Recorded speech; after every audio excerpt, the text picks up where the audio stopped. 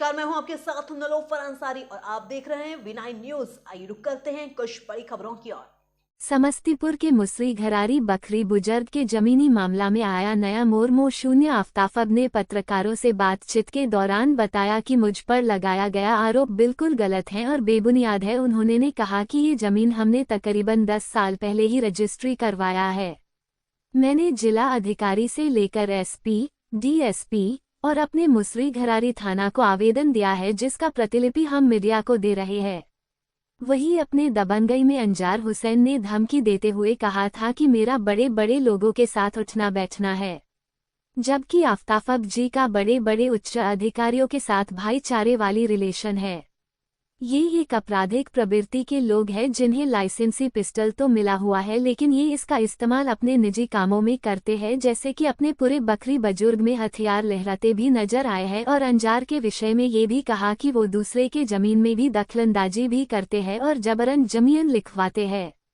इनके हथियार का लाइसेंस भी रद्द करवाने की मांग कर रहे हैं समाजसेवी आफ्ताफब एक अच्छे प्रवृत्ति के लोग हैं और उन्होंने अपने ऊपर लगा इल्जाम का पुख्ता सबूत पत्रकारों को दिया कि आप सरकारी अमीन और मुंशीगंज थाना को नापी करने से रोके हैं, तो क्या कितना सही है ये आरोप?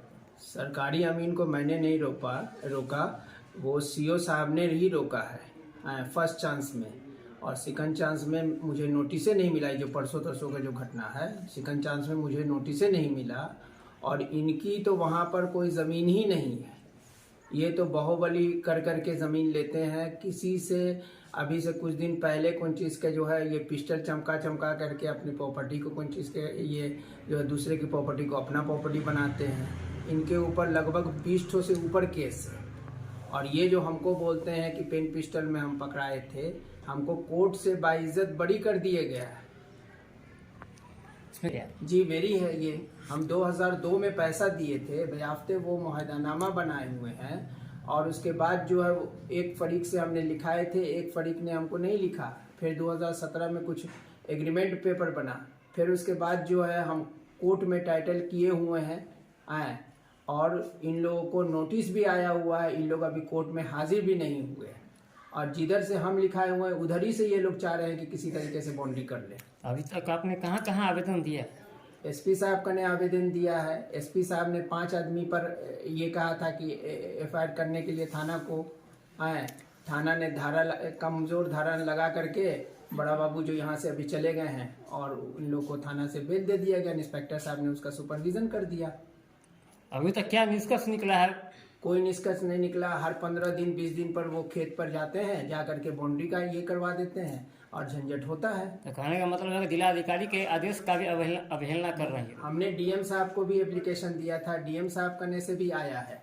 लेकिन हम लोग एप्लीकेशन देते हैं तो कुछ नहीं होता है। वो 2 मिनट में कौन चीज़ के ये कर देते हैं। उस दिन उन्होंने कहा कि एसपी साहब का आदेश है कि कौन चीज़ के थाना को भेजने का। सीओ साहब ने भी कहा था। क्या थाना को भेजने के लिए एसपी साहब ने आदेश दिया था? जी बताएं, पूरा उनका ब्यौरा बताएं, क्या उनका पूरा ब्यौरा है? वो हमेशा कौन चीज़ के कोई ना कोई प्रॉपर्टी पर चढ़ जाते हैं। भूमि माफिया है। उनके साथ में जो 5-7 आदमी हैं वो खुद अपराधी किस्म के लोग हैं।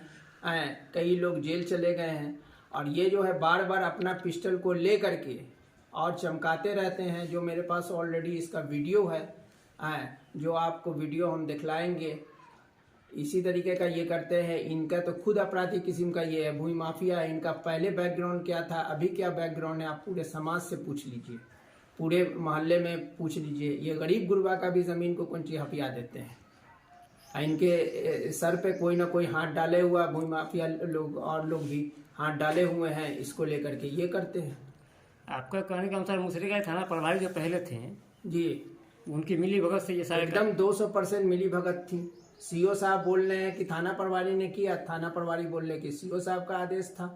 एक दूसरे को दोनों मिलकर के टाल बटोल कर रहे थे। क्या नाम हो सर आपका? मेरा नाम आफ्ताब आलम हुआ।